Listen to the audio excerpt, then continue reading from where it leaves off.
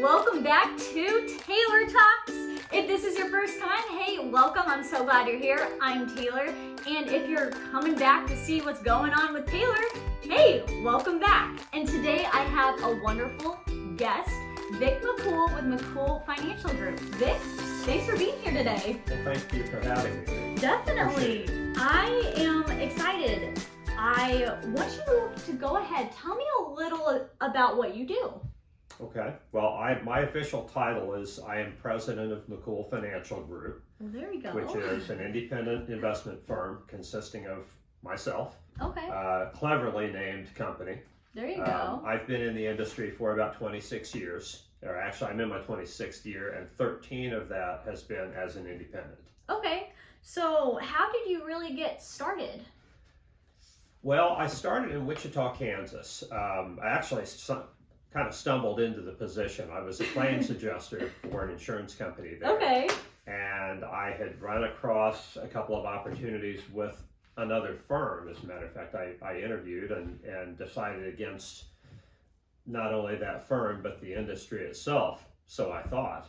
And then I met someone else who turned out to be my boss that hired me at a firm that no longer exists called Prudential Securities. So I got into the business there. I was with them for a little over 5 years. Okay. In Wichita and in St. Louis. I actually moved to St. Louis in 2000 and transferred with them. And so that's how I got in. Really walked into this having no idea about investments or anything else. Yeah. Just kind of walking in blindly. But I fell in love with it immediately. And That's so awesome. once I got up here, then it was a matter of where do I want to take my career. Definitely. So you're independent now and you used to be at a large firm. What's kind of the difference between being independent versus that large firm? Well, the biggest thing is, as a large firm, you're an employee, obviously, and your customers, your clients are property, if you will, of the large firm. That's the way it's perceived throughout the industry. Okay. And so whatever you're doing, you're limited in what you can offer your customers or your clients. And by that, what I simply mean is I worked with a number of different large firms, all good firms. Ironically, as I mentioned, Prudential doesn't exist. A.G. Edwards doesn't exist either. They were all part of bigger firms buying them. Okay. That happens a lot too. And as an employee there, you're limited in what you can do because there's always someone in corporate. I had a boss, they had a boss, they had another boss. And there was always somebody telling us, here's the products we want you to Okay, to so what's sell. kind of coming down and stuff. Yeah. So what kind of pushed you to get your own firm started, I guess? Well, was it something you always wanted to do, or? No, not necessarily. I hadn't really thought about it that much. It was after going through, again, Prudential was bought by Wachovia, and then A.G. Edwards was bought by Wachovia, and then the whole thing was bought by a larger firm. Okay. And every time there was a change there was a whole new set of products that I was supposed to now present to people. And in some cases, I was told you need to sell what people already own to buy the new stuff that this new firm wants to push. Yeah. And in cases like that, a lot of people were, I'm having to sell good stuff just because somebody says, well, they should own this. It just didn't make sense to me. Yeah, yeah. And I finally, the more I thought about it, the more I thought, well, I've got all these bosses or whatever that are telling me what to do, but I'm the one going out and sitting at somebody's kitchen table talking about their money. And so really the decision on how to invest their money should really be between the person who has the money and myself. Yeah. Because it's their, I'm not going to let them do anything they want to do, any kind of crazy idea of investing that they want to do. But the plan should be based on their needs, not what someone in an ivory tower somewhere is telling us what we should sell. Actually something that's, going to help them and stuff like that. Exactly. And it's different. It'd be different for you or for exactly. anyone else. Everyone's situation is different. Yeah, Absolutely. exactly. Well, that makes perfect sense. So when you're doing this kind of stuff, so you're planning for retirement. Mm-hmm.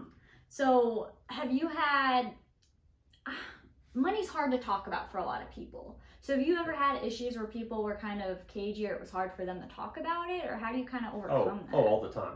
All the time. It's been that way my entire career. And it's not, I don't think it's ever, I don't ever take it personally. Yeah. People don't like to talk about their own financial situation for the most part. And that's, that's just the way it is. It's not an issue. But sometimes you have to, as delicately as possible, make sure that they understand why you're asking for the details. Because if you, to use the analogy of a doctor, if you had a problem and you went to a doctor and they gave you their diagnosis and you didn't like what they told you, well, then you go to another doctor and you get their diagnosis. And if you didn't like that, well, you go to another. You could go to doctors all over the place until you got a diagnosis that you thought would make sense. Yeah. It's the same thing with investing. If someone came to me and said, well, which mutual fund should I buy? Well, I don't know. I really need a little bit to know more about you to tell you whether or not you even need a mutual fund. It's all a matter of not putting the cart before the horse, if that makes sense. Yeah, that makes sense. So I see you brought this today. This is a piece that has been around for quite a while. I've talked about this for my entire career. Okay. And you'll notice it's a little bit dated, and I won't go through all the details here, but I use this to show,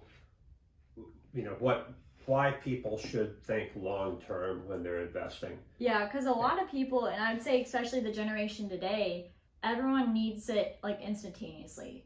Oh, absolutely. And I think my phone's there recording, but the phones, I think that's what's kind of pushed that. So I definitely think this is good because, especially my generation, we don't want to wait.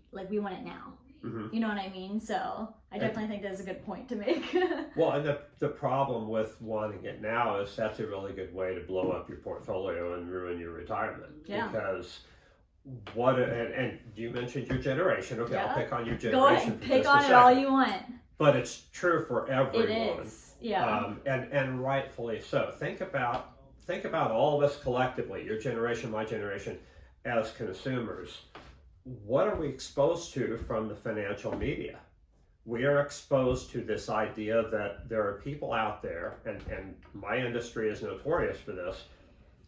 There are people out there that are so smart that can do this, that you can put all your money into something right away, and then you should be able to pull it out in 6 months or a year or 2 years or whatever, and be a gazillionaire. Yeah. It doesn't work that way. Exactly. It's just like your grandparents told you about saving some money and putting it back a little bit at a time whenever you had some extra money, or paying yourself first and letting it grow and compound over time. Mm-hmm. The stock market is no different. If you invest in quality companies or in a quality mutual fund or whatever you choose, and you continue to put money in time after time, especially in down markets, then you're going to be fine come retirement. Mm-hmm. But that's hard to do for the average person, or even for those of us in the industry. It's hard to do that consistently because you're constantly being bombarded with whatever the latest whiz-bang idea is.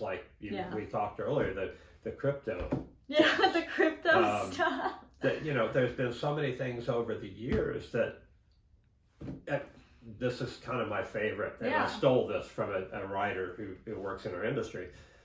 But he tried to describe the whole investing thing, and what people get so excited about because of the financial media, is, think about this. Someone comes to me and says, well, what would be a really good investment for me?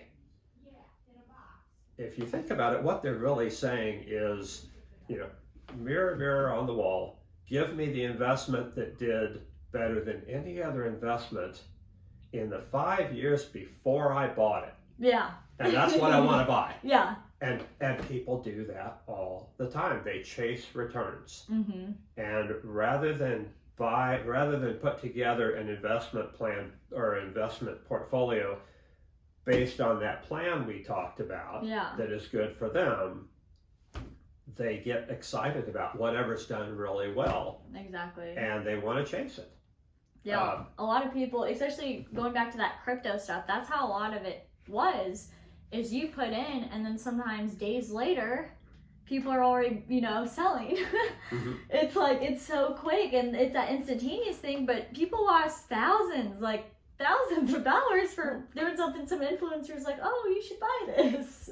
Right, and it's always after they've, after it's already run. Yeah. And they get more people coming in, and we talked about it earlier.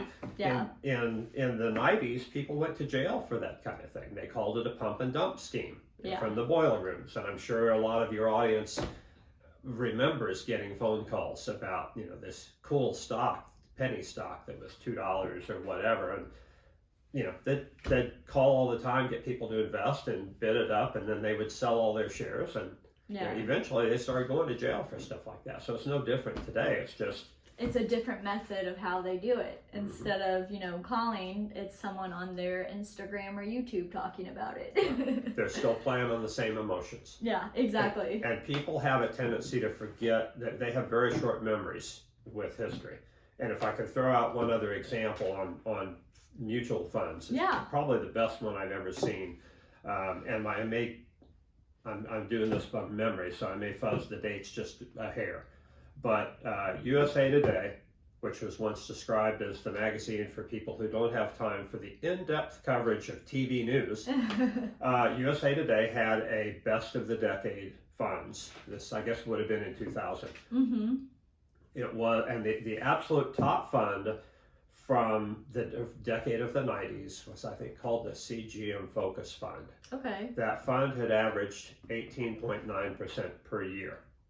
Now, who wouldn't want to own that fund? Yeah. Everybody would have, right? But the USA Today piece showed that, and then the next day, they had a piece in USA Today where it talked about the fund average and the investor average. And I used to do this in seminars when I spoke a lot, and I would ask people, okay, you got this fund that did 18% a year. What do you think the return was of the average investor? And people would guess all kinds of, 12% or 8% or what. The number was minus 11. The reason for that is because in 1998, the fund had a phenomenal return. It was like 68% or something like that. Yeah, something crazy. Probably from things they had bought 5 or 6 years later where people had laughed at them for buying it, but they panned out. Yep. So this fund has this phenomenal return. Their marketing department starts churning out the glossy brochures and everything and the commercials, and people threw money at the fund after it had already achieved this phenomenal return. And the following year, it lost 32% or whatever the number was. Yeah. So all these people bought in at the top and then watched their investments fall. It happens over and over and over. Oh, no. That's sad. So what do you think? I know you said this isn't rocket science. Like, anyone can do it, but why is it important to have someone who knows what they're doing? Well, I think the biggest reason it's important because, well, for one thing, it's your future you're talking about. Yeah. It's not something to be taken lightly. Not at all. The problem, as I see it, is, well, and again, I say rocket science all the time because I've been doing this for 26 years. I'm certainly not a rocket scientist. Yeah. So, but I've been doing it successfully, so it can't be nearly as complicated as the industry would have you believe. Mm-hmm. For someone who's willing to put in the time and the effort to do it correctly, the resources are out there. What I find is most people, if they start dabbling with doing it yourself through a no-load fund or through, whatever, at a certain point, they start to realize, well, this really does take a lot of time. And they may not even understand the idea of planning first. They're just putting money into an investment, it's an S&P 500 fund or whatever, which nothing wrong with that. But without a plan, without a roadmap, how do you know where you're going? Yeah. How do you know that you've got it? You have no idea. Exactly. So people realize that it does take a lot of time, and there's a lot more to it than that. And they also, most of the time, they'll realize that whatever their career is, they can make a whole lot more money doing what they know how to do and focusing on their career, and paying somebody else to do all this other boring financial planning stuff. So that's the biggest difference. That makes a lot of sense. So you had mentioned creating a plan to me earlier. What was that pertaining to? That really is, in my opinion, the best way to go about investing is putting together some type of a plan to tell you where you are today and where you want to be and how you're going to get there. Okay. It does not have to be complicated. I've seen, people come out with plans that are on color photo paper and in a 3-ring binder, and they charge $400 or $500, and most of it is ridiculous because if you look through it, most of it is filled with the legalese disclaimers. Oh. Which makes you wonder anyway. Yeah. But again, it's not that complicated. Most people's financial plan could be started on a cocktail napkin. There's just not that much to it. Mm-hmm. The value that a financial advisor will bring is in helping a person understand or recognize all the things that they don't recognize because they're not in the business. Yeah. So they'll know things like, they'll talk about, what about the tax rates that I may be in by the time I get to retirement, or, how will we adjust for that? Or, people may not be taking into account exactly what they want to do in retirement, how much money they're going to pull out of retirement, especially the first few years, mm-hmm. and how to factor that in for, how much they're going to need in total. Yeah. The other thing to remember too, and this is where this kind of comes in. Okay. People, when we talk to our grandparents, they worked hard, they saved, they never bought anything, be it more volatile than a CD or some savings account or something like that. But they lived in an environment where many times they had pensions, and they would retire thinking that they had to, I've worked all these years and I've got this pile of money and now I need to protect it. Yeah. And so they would not take any risk whatsoever. They wouldn't live with any volatility or whatsoever. And that was fine back then when a person retired at, 65 and they were dead at 72. But we're living so much longer now. What people don't understand is, in many cases, you're going to be in retirement as long as you were working. And in an interest rate environment where you're only making 1 or 2% a year, but you're pulling out 5 or 6% a year from your investments, that's a recipe for disaster. Mm-hmm. That's a recipe for running out of money in retirement. Yeah. People just don't get that. And the only solution for that, and I won't go into all the numbers necessarily, but the only solution for that is to be invested in the equity market in some form or another. And that's where an advisor can help, because there's a huge emotional risk to that. Yeah. And I know your audience can't necessarily see this real well, but the Ibbotson chart was used to show the difference in investing in different indices. Yeah. Large cap stocks, small cap stocks, corporate bonds, treasury bonds, and then inflation. Mm-hmm. And I'll read the numbers real quick if you don't mind. But yeah, go ahead. This is from 1926 to 2009. They quit publishing this because another firm that I'll leave nameless bought Ibbotson, and they took the chart away. Oh no! Got to wonder why they did that. But anyway, okay. So over that time period, from 26 to 2009. Small company stocks, on average, returned 11% per year, 11.9. Large company stocks returned 9.8. Corporate bonds returned 5.4%. T-bills or treasury bonds returned 3.7. Okay, what that tells you is the more volatility you're willing to live with, the more the return is. But there's another part, because at the bottom of that chart, it shows an inflation rate of 3%. When you back that 3% out of those other four numbers, what you start realizing is the return of bonds essentially goes away. After the inflation and the taxes, you're essentially getting no return. So the only way that you can ever get ahead of inflation and stay ahead in the long term is to be invested in equities. Wow, and the price for doing that is living through the volatility. Yeah. And we all see the volatility in the reports of how the markets did each day. And, you know, in the long run, how the markets did today is meaningless to us when we're talking about a 30-year retirement, 25 or 30-year retirement. That may still be 10 or 15 years away from that. Yeah.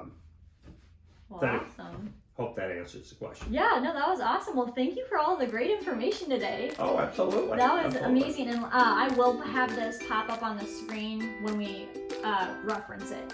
Okay. So they'll be able to see all the numbers and stuff. Okay.